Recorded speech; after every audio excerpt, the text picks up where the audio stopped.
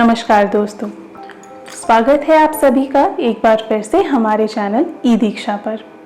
तो दोस्तों, आज हम बात करने वाले हैं एक नए विषय के बारे में। हालांकि इस विषय में ऐसा कुछ नया नहीं है, ये उन्हीं चीज़ों के बारे में है जिसके बारे में हम अब तक बातें करते आ रहे थे। लेकिन फिर भी मैंने कई लोगों को देखा है जो अक्सर इन चीज़ों को लेकर बहुत ही कंफ्यूज्ड रहते हैं। उन्हें सब कुछ पता होने के बावजूद भी वो समझ नहीं पाते कि जो कुछ भी उनके साथ हो रहा है वो क्यों हो रहा है, या उन परिस्थितियों में उन्हें क्या करना चाहिए। दोस्तों, आज हम बात करने वाले हैं नवग्रहों के बारे में। हमारे देश में अक्सर आपने देखा होगा या हम सभी देखते हैं कि लोगों को, जो सामान्य जनता है, उन्हें अक्सर इन ग्रहों के नाम पर डराया जाता है। खास करके शनि, राहु, केतु, मंगल, इन ग्रहों के नाम पर अक्सर उन्हें कुछ न कुछ कहकर डराया जाता है। पर दोस्तों, मेरा विचार इन सब में थोड़ा सा अलग है। मेरा मानना है कि चाहे वो शनिदेव हो, राहु हो, केतु हो, मंगल हो या कोई भी अन्य ग्रह हो, इनसे आपको डरने की ज़रूरत नहीं है, या किसी को भी इनसे डरने की ज़रूरत नहीं है। एग्जाम्पल के तौर पे यूँ समझ लीजिए कि यदि आप या हम कोई गलत काम करते हैं और यदि उसके लिए पुलिस पकड़ती है या अगर जज हमें सज़ा देता है, तो क्या पुलिस गलत है या जज गलत है? नहीं, दोनों में से कोई भी गलत नहीं है। वो सिर्फ अपना काम कर रहे हैं। ठीक उसी तरह यदि हमारे कोई भी अच्छे या बुरे कर्म होते हैं, उसी पर ये जो ग्रह हैं हमें अपना अपना फल देते हैं। तो ना तो शनिदेव क्रूर हैं और ना ही कोई और ग्रह खराब है। सब हमें हमारे कर्मों के हिसाब से अपना अपना फल देते हैं। अगर किसी चीज़ पे ध्यान देने की ज़रूरत है तो वो है हमारे कर्म। अब जो हमारे पिछले जन्मों के कर्म हैं उनका तो हम कुछ नहीं कर सकते, वो तो हमें भोगने ही हैं। पर हम ये तो कर सकते हैं कि अपनी इस ज़िंदगी में, आज की तारीख में और अपने आने वाली ज़िंदगी में हम अपने कर्म को सुधार लें। अगर आप अपने कर्मों को सुधार लेते हैं, यदि हमारे कर्म ठीक हैं और हमारी नीयत ठीक है, तो आधे से ज़्यादा तो हमारी ज़िंदगी की जो परेशानियां हैं वहीं कम हो जाती हैं। पर अब आप इसमें पूछेंगे कि भाई, हमने तो कभी कोई गलत काम किया ही नहीं है, ना ही हमारी नीयत गलत है, फिर भी हमारे साथ कुछ बुरा क्यों होता है या हमारी ज़िंदगी में दुख या तकलीफ़ें क्यों आती हैं? तो दोस्तों, कुछ तो हमारे पिछले जन्मों के भी कर्म हैं जो हमें काटने ही हैं, उनसे हम बच नहीं सकते। पर हाँ, यदि हम उन चीज़ों को एक्सेप्ट कर लेते हैं, एक्सेप्टेंस बहुत ज़रूरी है। ये आपके दुख को दूर नहीं करता, पर उस दुख में होने वाली पीड़ा को ज़रूर कम कर देता है। यदि आपका जो रियलाइजेशन है, उसे पता है कि ये आपके ही किसी कर्मों का फल है जो आपको भोगना ही है, तो आपके जीवन में दुख तो होगा पर आप दुखी नहीं होंगे। ठीक वैसे ही कि आपके शरीर में बीमारी तो होगी पर आप बीमार नहीं होंगे। सोच कर देखिएगा, इन बातों में बहुत फ़र्क है। खैर, तो आज की वीडियो का जो हमारा विषय है वो है नवग्रहों के बारे में, कि यदि आपके जीवन में कोई भी ग्रह, यदि आपको लगता है कि आप किसी ग्रह से परेशान हैं या किसी ग्रह की अभी इस वक्त नकारात्मक दृष्टि आपके ऊपर या आपके जीवन पर है, तो उसे किस तरीके से दूर किया जा सकता है या कम किया जा सकता है उनकी नकारात्मकता को। तो दोस्तों, आज हम बात करने वाले हैं नवग्रह और उनके बीज मंत्रों के बारे में।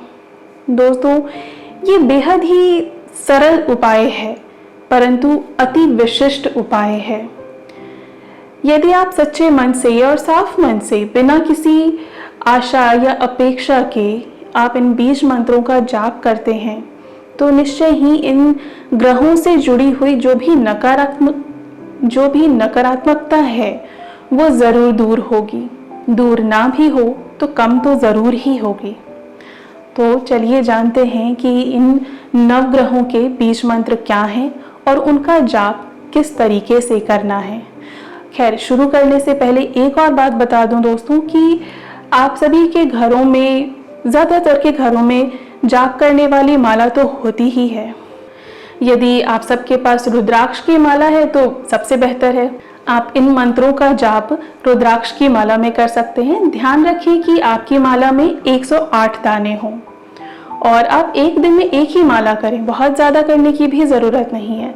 हालांकि उन मंत्रों, हर एक ग्रह के लिए जो भी मंत्र हैं उनका एक विशेष संख्या है जिसका आपको जाप करना है, जो मैं आगे आपको बताऊंगी।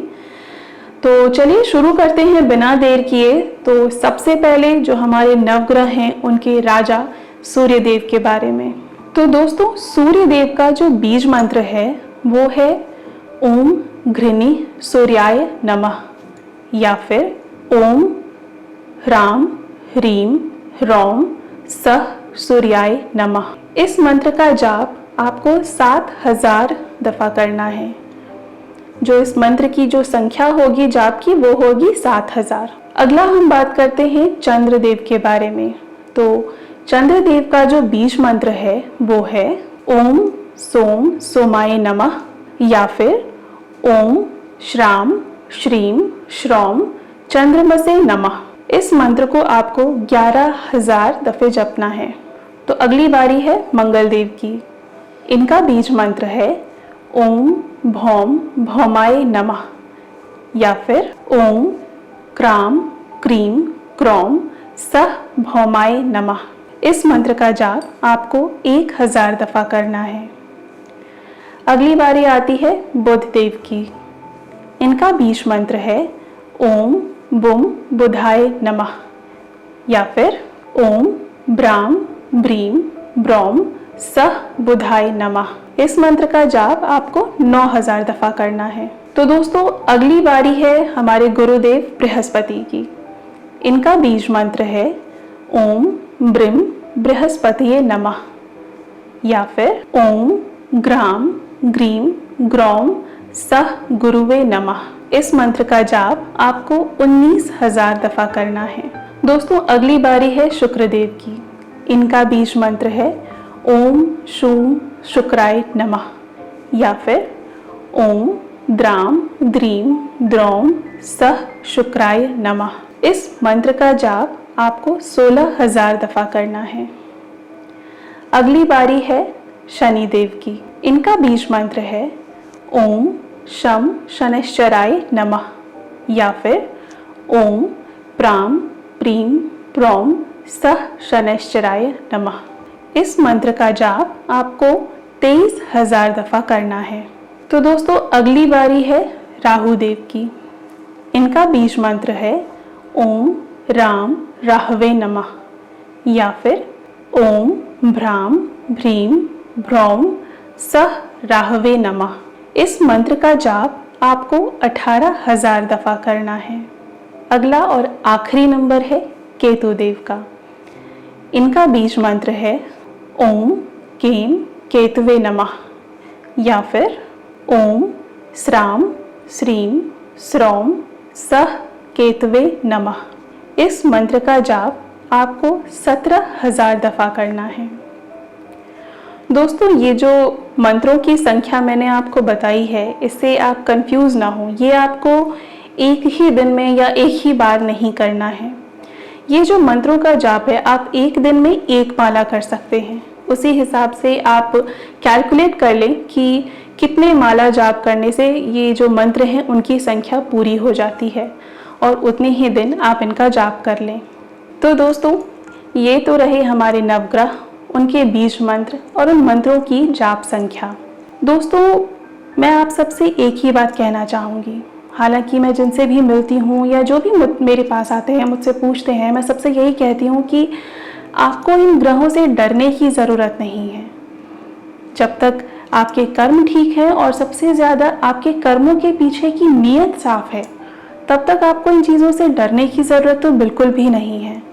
हाँ, अच्छे बुरे कर्म हम सब ने अपनी ज़िंदगी में कुछ ना कुछ तो सही या गलत काम किया ही होता है, तो उन सब का फल तो हमें भोगना ही है। तो जो भी अच्छा हो या बुरा हो, चाहे आप जिस परिस्थिति में भी हों, अपने आप को ये ज़रूरी है कि किसी भी सिचुएशन में हमारे कर्म गलत ना हो, और जब तक हमारे कर्म गलत नहीं होते तब तक सब कुछ ठीक है। दोस्तों, उम्मीद करती हूँ कि मेरी ये जानकारी आपकी ज़िंदगी में कहीं ना कहीं ज़रूर काम आएगी। यदि आपके मन में इससे जुड़ी और भी कोई शंका है या कोई क्वेश्चन है, कोई क्वेरी है, तो वो आप हमें पूछ सकते हैं। हमारी ईमेल आईडी नीचे डिस्क्रिप्शन में दी हुई है, आप हमें मेल कर सकते हैं अपने डिटेल्स के साथ में। और यदि आपको ये वीडियो पसंद आई हो तो इस वीडियो को लाइक करना ना भूलें, शेयर करें, कमेंट करें, और हाँ, हमारे चैनल को सब्सक्राइब करना ना भूलें। तो मिलती हूँ आपसे अपने अगले वीडियो में। तब तक के लिए अपना ख्याल रखें, अपनों का ख्याल रखें और खुश रहें। Thank you.